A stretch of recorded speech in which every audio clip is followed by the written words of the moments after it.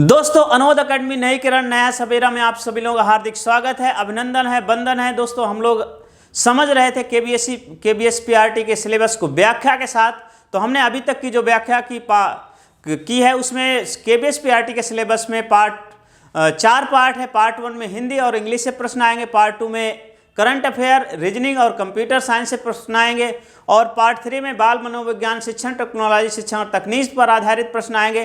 Part 4 जो है वो सब्जेक्ट रिलेटेड है, जिसमें पहला सब्जेक्ट हिंदी है, उससे 20 प्रश्न आएंगे, दूसरा सब्जेक्ट इंग्लिश है, उससे 20 प्रश्न आएंगे, तीसरा सब्जेक्ट मैथ है, उससे 20 प्रश्न आएंगे, और चौथा सब्जेक्ट है ईवीएस, उससे भी 20 प्रश्न आएंगे। हमने हिंदी सिलेबस की व्याख्या अच्छे से कर दिया है इसके पहले के वीडियो में, और इसके बाद के वीडियो में हमने इंग्लिश के सिलेबस को अच्छी प्रकार समझाया, और यदि आपने उस वीडियो को अच्छे से देख लिया तो आपको बहुत अच्छे से समझ में आ जाए। और इसके बाद हमने मैथ के सिलेबस की अच्छे प्रकार से एनालिसिस किया है, और उसको कैसे तैयार किया जाए इसके सटीक रणनीति भी उसकी हम लोगों ने चर्चा किया है। अब आज की क्लास में हम दोस्तों ईवीएस के पाठ्यक्रम को अध्ययन करेंगे। ईवीएस में क्या क्या हमें पढ़ना है, उसको कैसे पढ़ना है, उसके रिसोर्स क्या हो सकते हैं, और इसमें छोटी छोटी सावधानियां कहाँ पे बरतें कि हमारा ईवीएस 20 मार्क्स के क्वेश्चन है, उसमें 20 मार्क्स हमें आसानी से मिल जाए। तो दोस्तों आज की क्लास में हम लोग ईवीएस के पाठ्यक्रम को अच्छे से समझने का प्रयास रहेगा। ईवीएस से 20 मार्क्स आएंगे, 20 अंक आएंगे। उसका जो सिलेबस है बहुत संक्षिप्त है, इंडिकेटिव है। इसमें थोड़ा सा आपको संभल के काम करना है। ईवीएस में बहुत ही संभल के काम करना है। देखिए यहाँ पर जो आपको सिलेबस दिया है, चलिए मैंने इसको पहले सिलेबस देख लेते हैं। पहले आपको फैमिली पढ़ना है, परिवार के बारे में। तो परिवार एक सोशियोलॉजी का एक टॉपिक है, फैमिली एक टॉपिक है, लेकिन फैमिली के बारे में बच्चे के संदर्भ में फैमिली को समझेंगे। फिर फ्रेंड्स के बारे में पढ़ेंगे, बच्चा दोस्तों से भी सीख रहा है, फैमिली से सीख रहा है, फैमिली उसके चारों ओर, बच्चे के चारों ओर फ्रेंड्स हैं।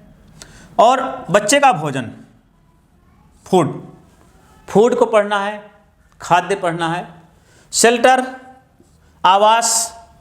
आवास कितने प्रकार के होते हैं, कैसे कैसे होते हैं, भारत के विभिन्न भागों में आवास क्या है, उसको हमको अच्छे से पढ़ना है। वाटर, जल संसाधन क्या है, आपको पूरा ड्रेनेज पैटर्न भी अच्छे से समझ में आना चाहिए। वाटर पोल्यूशन भी अच्छे से समझ में आना चाहिए। तो वाटर से रिलेटेड विभिन्न अवधारणाएं वो आपको अच्छे से समझ में आनी चाहिए। ट्रैवल, यात्राएं, things we make and do, वस्तुएं जो हम लोग बना सकते हैं और कर सकते हैं। तो जो भी हम बना सकते हैं, कर सकते हैं, उसके बारे में हम लोग अध्ययन करेंगे। दोस्तों ईवीएस के सिलेबस को थोड़ा सा और व्यापक रूप से समझना है। इसमें दो चीज है, भटकाव से बचना है। भटकाव से बचना है। भटकाव से बचने का मतलब ईवीएस में ये लोगों ने अवधारणा बना ली कि सब कुछ पढ़ना है, ठीक है। पर्यावरण की कोई बुक ले ली, यूपीएससी के पढ़ना, पर्यावरण की बुक ले लिया, और वो 200 पेज की है, उसको पढ़ते रह जाओगे, क्वेश्चन आपको नहीं मिलेंगे। कुछ क्वेश्चन हो सकता आ जाए। आपने पॉलिटी की लक्ष्मीकांत पढ़ना शुरू कर दिया। अब लक्ष्मीकांत आपने पढ़ना शुरू किया, उससे क्वेश्चन है ही नहीं। आपने जियोग्राफी पढ़ना शुरू कर दिया, इकोनॉमी पढ़ना शुरू कर दिया। इनसे यहाँ पे आप इस भटकाव से बचना है। जो आपको बेसिक समझ है उसको समझ लेना है, लेकिन आपको पढ़ना क्या है ये आपको ध्यान रखना। पढ़ना है, फैमिली पढ़ना है, बच्चे के आसपास के इन्वायरमेंट, वातावरण को पढ़ना है। ईवीएस का मतलब इन्वायरमेंट स्टडीज होता है, इन्वायरमेंट साइंस होता है। इन्वायरमेंट किसका इन्वायरमेंट? बच्चे के आसपास का इन्वायरमेंट, बच्चे के चारों ओर का इन्वायरमेंट, उसे हम लोग समझना है। बच्चा किस फैमिली में रहता, फैमिली कितने प्रकार की होती है, फैमिली कैसे होती है, संयुक्त परिवार और एकल परिवार, इनकी अवधारणाओं का जन्म कैसे हुआ, फैमिली से सामाजिकरण कैसे हुआ, सामाजिक संबंधों का विकास कैसे हुआ। तो एक तरह से मैं देखूँ कि एक सोशियोलॉजी का बेसिक कॉन्सेप्ट यहाँ पे आपको समझ में आना चाहिए। सोशियोलॉजी का वो पार्ट पढ़ना है जो सोशियोलॉजी है, सोशियोलॉजी का वो पार्ट पढ़ना आपको जो फैमिली से रिलेटेड हो, फैमिली और सोसाइटी। ये दो चीज़ ध्यान रखिए तो आपका ये टॉपिक अच्छे से तैयार हो जाएगा। इस टॉपिक को रिसोर्स के लिए अच्छा है कि आप 11th और 12th के एनसीईआरटी है, 11वीं 12वीं के एनसीईआरटी है, तो उसमें जो फैमिली से रिलेटेड टॉपिक हैं उनको 1-2 पार्ट हैं फैमिली और सोसाइटी से रिलेटेड, उनको इंडियन फैमिली, उसको आपको अच्छे से पढ़ लेना है। तो ये आपका ये टॉपिक अच्छे से तैयार हो जाएगा। फ्रेंड्स हैं, बच्चा अपने दोस्तों के बीच रह के सीखता है।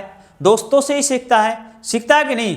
तो यदि वो दोस्तों से सीखता है तो उसके दोस्त के बारे में अध्ययन होना चाहिए, उसके दोस्तों का साइकोलॉजिकल अध्ययन होना चाहिए कि फ्रेंडशिप का विकास कैसे होता है, बच्चा पीयर में कैसे सीखता है, पीयर लर्निंग करके सीखता है, अपने दोस्तों से सीखता है, अपने दोस्तों से सही बात भी सीखता है, अपने दोस्तों से गलत बात भी सीखता है। तो फ्रेंड्स से संबंधित कंसेप्ट आप समझें। खाद्य भोजन, बाल विकास में, बच्चे के विकास में भोजन का बहुत बड़ा योगदान है। तो न्यूट्रिशन आपको अच्छे से समझना होगा। तो भोजन यदि आपने अच्छे से समझ लिया, उसके कौन को सुपोषण है, कौन कुपोषण है, क्या क्या खाद्य पदार्थ, ऐसे खाद्य पदार्थ जो बच्चे के लिए अच्छे हैं, जो खराब है, वो सारी चीज़ें आपको अध्ययन करना है। तो खाद्य, इसमें खाद्य श्रृंखला, खाद्य जालों का भी आप अध्ययन कर सकते हैं। शेल्टर, आवास, आवास भी आपका जियोग्राफी और सोशियोलॉजी का एक मिक्स टॉपिक है। ज्योग्राफी में भी आवास मिल जाएगा और सोशियोलॉजी में भी आवास मिल जाएगा। ध्यान रखिए, जब मैं सोशियोलॉजी ज्योग्राफी कह रहा हूँ, पूरी ज्योग्राफी नहीं पढ़ना है, सोशियोलॉजी पूरी नहीं पढ़ना है, केवल वो टॉपिक पढ़ना है जो आपके सिलेबस में है। आवास से रिलेटेड 11, 12 के एनसीईआरटी ज्योग्राफी में आपको आवास से रिलेटेड टॉपिक मिल जाएगा, उसको पढ़ना है। और सोशियोलॉजी में भी आवास से रिलेटेड टॉपिक मिल जाएंगे। और आवास, भारत के विभिन्न क्षेत्रों में कैसे कैसे आवास बनाए जाते हैं, इसको आपको अच्छे से समझ लेना। इसके बाद वाटर रिसोर्स क्या है, वाटर को अच्छे से समझ लेना। ये भी वाटर रिसोर्स, EBS की कोई बुक लिख दी, उसमें प्रदूषण एक टॉपिक होता है, उसमें जल प्रदूषण के बारे में अच्छे से वर्णन किया गया होगा। जल प्रदूषण को अच्छे से समझ लेना। और आपको ड्रेनेज सिस्टम पढ़ लेना है। ड्रेनेज सिस्टम मतलब अपवाह तंत्र, अपवाह तंत्र, अपवाह तंत्र को अच्छे से समझ लेंगे। नदी, झील, इनको अच्छे से समझ लेंगे और अपना जो सी रिसोर्स है उसको अच्छे से समझ लेंगे। तो इस कुल मिला के इसमें कहा जाए आपको जलमंडल अच्छे से पढ़ना है। जलमंडल ज्योग्राफी का एक टॉपिक है, जलमंडल। जलमंडल को अच्छे से समझ लेना। यदि जलमंडल को अच्छे से समझ लिया तो आपका ये वाटर वाला पोर्शन अच्छे से तैयार हो जाएगा। ट्रैवल है, यात्राएं हैं, यात्राओं का कैसे उद्भव और विकास हुआ उसको समझना, यात्राओं का क्या महत्व है, यात्रा करने से क्या फायदे हैं, यात्राओं से क्या जानकारी मिलती। प्राचीन काल से अब तक कौन कौन से महान यात्री आए, आप लोगों ने सुना होगा होएनसांग एक यात्री आया था, मेगास्थनीज भी आए। तो ये विदेशी लोग हमारे देश में बहुत से यात्रा करने आए। तो उन यात्रियों का आपको अच्छे से, ये हिस्ट्री से रिलेटेड थोड़ा टॉपिक है। हिस्ट्री में आदि का प्राचीन काल से अब तक के जो भी महत्वपूर्ण ट्रेवलर्स हैं, यात्री हैं, उनको बारे में अध्ययन करना और टूर एंड टूरिज्म के बारे में थोड़ी सी संक्षिप्त जानकारी आपको रखना है। ठीक है, तो दोस्तों आशा करता हूँ कि आपको ये जो सिलेबस है बहुत अच्छी प्रकार समझ में आ गया होगा। और ये सिलेबस यदि आपको समझ में आ गया, आपको एक दिशा मिलेगी, आपको सही राह मिलेगी। इस प्रकार हमने KBS PRT के सभी सिलेबस को एक एक करके डिफाइन कर दिया, सबका विस्तृत व्याख्या दी। जिन लोगों ने नहीं देखा है, पहले जाके सभी वीडियोज को अच्छे से देख लें। पार्ट 1, पार्ट 2, पार्ट 3, पार्ट 4 सभी के लिए अलग अलग स्पेशल वीडियो बनाए गए हैं। पार्ट 4 के जो वीडियो हैं वो 4 वीडियो अलग अलग सेक्शन में कर दिए गए हैं, क्योंकि उनको समझाना बहुत ज़रूरी था, इसलिए सभी वीडियोज आपको अलग अलग सेक्शन में कर दिए गए हैं। अब जो दोस्तों नेक्स्ट क्लास हम लोग अच्छे से शुरू करेंगे, हर सेक्शन की एक एक दो वीडियो से स्टार्ट करेंगे।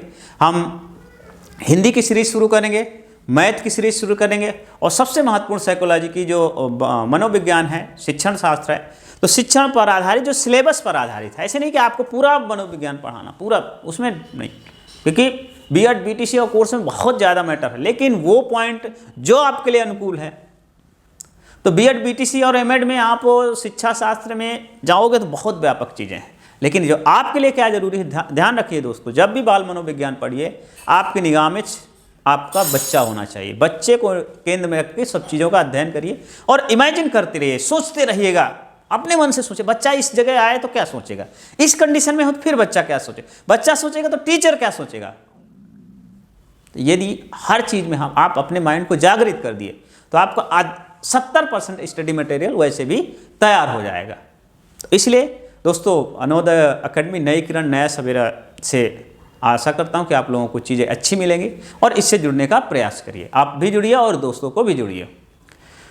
और सबसे महत्वपूर्ण बात है, जो हमारा स्कूल टीचिंग का जो एक्सपीरियंस है उससे आप अवगत होते रहोगे, क्योंकि टीचिंग में जो व्यवहारिक चीज़ें आती हैं, सैद्धांतिक पढ़ा कुछ और जाता है, व्यवहारिक कुछ और होता है। और जो व्यवहारिक चीज़ें हैं उन पर आधारित जब प्रश्न पूछ लेता है तो बच्चा कहता है हमने तो ये पढ़ा था, अब यहाँ तो क्वेश्चन ऐसे आ गया, वैसा मिल ही नहीं रहा। तो जो व्यवहारिक चीज़ें हैं वो आपको हम आपको उपलब्ध कराते रहेंगे।